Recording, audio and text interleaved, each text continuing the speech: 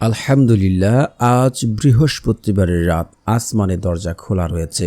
যদি কোনো ব্যক্তি আল্লাহ তাআলার এই দুটি শক্তিশালী নাম 11 বার পড়ে, আল্লাহ তাআলা ওই ব্যক্তিকে এত ধন সম্পদ, এত টাকা পয়সা দান করবেন যা সে দুহাতে খরচ করেও শেষ করতে পারবে না, এবং দারিদ্রতা তাকে মৃত্যুর আগ পর্যন্ত তাকে গ্রাস করবে না।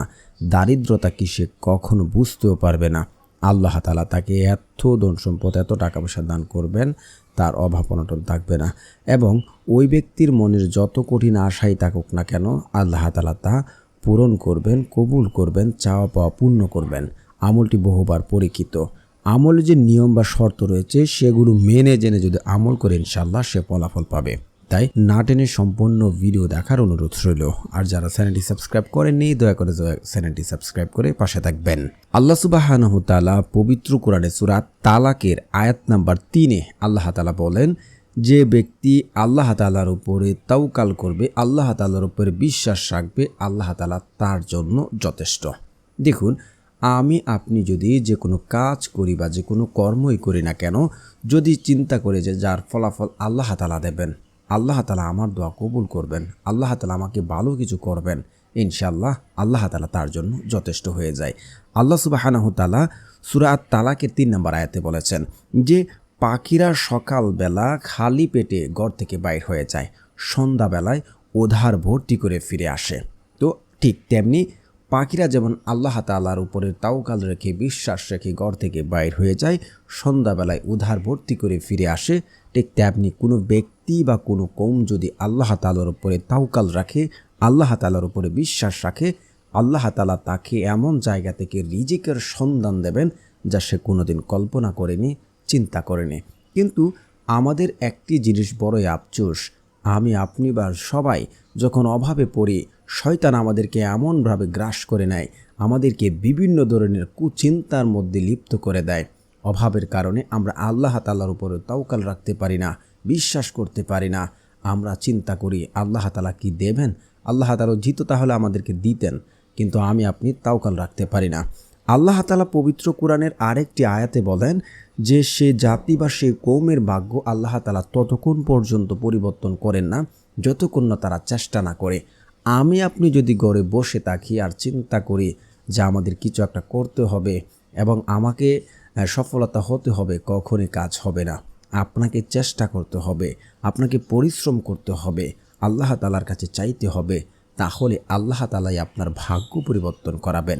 এখন অনেকেই বলবেন, আল্লাহ তাআলা তো ভাগ্য আগ থেকেই নির্ধারণ করে রেখেছেন, তাহলে কিভাবে পরিবর্তন হবে? আপনারা তিরমিজি শরীফের হাদিস নাম্বার 2139 নম্বর হাদিসটা একটু যাচাই করে দেখুন যে আল্লাহ তাআলা বলছেন যে যে ব্যক্তি বেশি দোয়ার এতটাই পাওয়ারফুল, বান্দার তকদির পর্যন্ত পরিবর্তন করে দিতে পারে। তাই দোয়া করতে হবে সঠিকভাবে, সঠিক নিয়ম জেনে।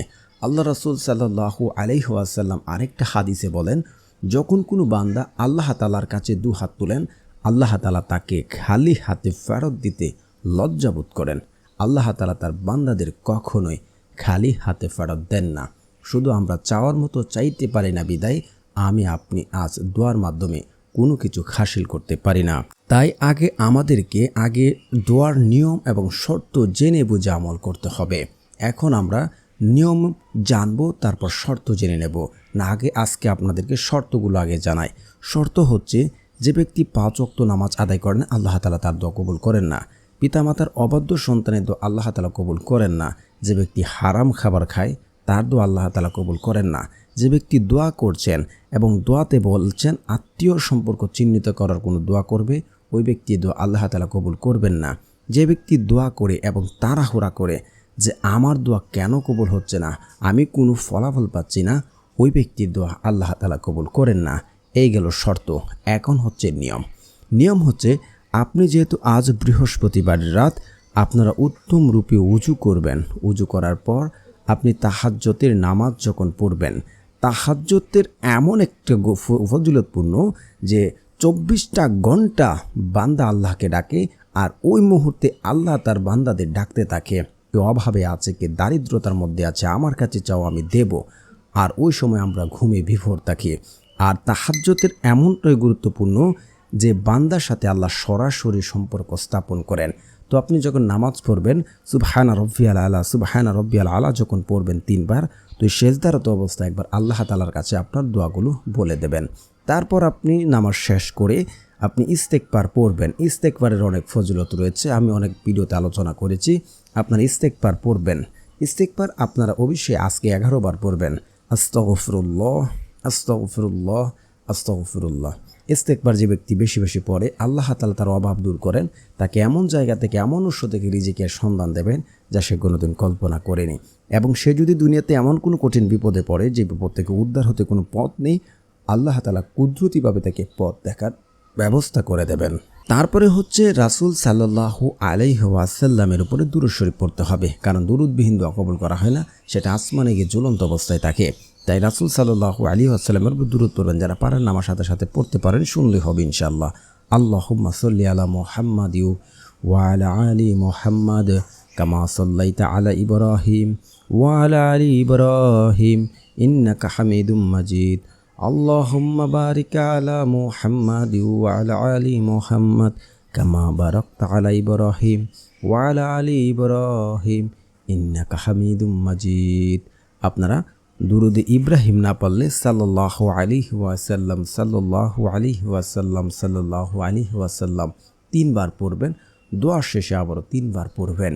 তারপর হচ্ছে যারা ঋণগ্রস্ত রয়েছেন, পাহাড় সম পরিমাণ ঋণ কোনোভাবে পরিশোধ করতে পারছেন না, যদি আপনি আল্লাহ তাআলার কাছে সাহায্য চান আর এই দোয়াটি পড়েন, পাহাড় সম পরিমাণ ঋণ থাকলেও আল্লাহ তাআলা কুদরতভাবে ঋণ পরিশোধ করার ব্যবস্থা করবেন। আল্লাহুম্মা কফিনি বিহালালিকা ওয়ান হারামিকা ওয়াগনিনি বিফাদলিকা আম্মান সিওয়াক। তারপর আপনারা আল্লাহ তাআলার এই শক্তিশালী নামগুলো পড়ে নেবেন। আল্লাহ তাআলার সেই শক্তিশালী নামগুলো হচ্ছে, তো বন্ধুরা যারা চ্যানেলটি সাবস্ক্রাইব করবেন ইনশাআল্লাহ আল্লাহ তাআলা আপনাদের মনের আশাগুলো পূরণ করবেন, কারণ যাদের মন ভালো তারা অন্যজ সহযোগিতা করেন, আল্লাহ তাআলা তাদের মনের আশাগুলো পূরণ করে দেন। আল্লাহ তাআলার প্রথম শক্তিশালী নামটি হচ্ছে ইয়া কাভিয়ু, ইয়া কাভিয়ু, ইয়া কাভিয়ু। তারপর হচ্ছে আপনারা আল্লাহ তাআলার এই শক্তিশালী নামটি পড়বেন ইয়া রাজ্জাকু, ইয়া রাজ্জাকু, ইয়া রাজ্জাকু। তারপর আপনারা দুহাত তুলে কায়মনোবাক্যে কান্নাকাটি করে একিন এবং বিশ্বাস রেখে যদি চাইতে পারেন, আল্লাহর কসম করে বলতে পারি আপনার চাওয়া পূর্ণ হবে। হাদিসে আছে, বান্দা আল্লাহর প্রতি যেমন ধারণা রাখেন আল্লাহ ঠিক তার সাথে তেমন আচরণ করে থাকেন। আপনি যদি বিশ্বাস করেন আমার দোয়া কবুল হবে, আল্লাহ তাআলা আমাকে দেবেন, ইনশাআল্লাহ আপনি আমল দ্বারা ফলাফল পাবেন। আপনি যে আশায় যে উদ্দেশ্যে দোয়া করেন আল্লাহ তাআলা তা কবুল করবেন, মনের আশাগুলো পূর্ণ করবেন ইনশাআল্লাহ। বহুবার পরীক্ষিত একিন এবং বিশ্বাস রেখে শুধু আমলটা করুন, তারপর ফলাফল নিজ চোখেই দেখতে পারবেন।